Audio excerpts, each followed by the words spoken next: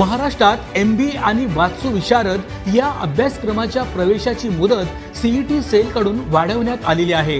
23 October 2024 पर्यंत MBA ची प्रवेश प्रक्रिया सुरू राहणार आहे।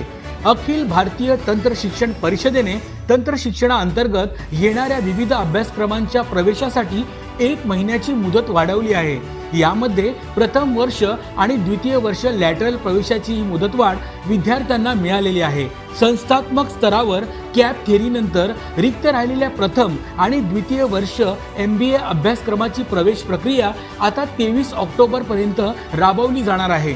महायुती सरकारमुळे विद्यार्थ्यांना हा मोठा दिलासा मिळालेला आहे।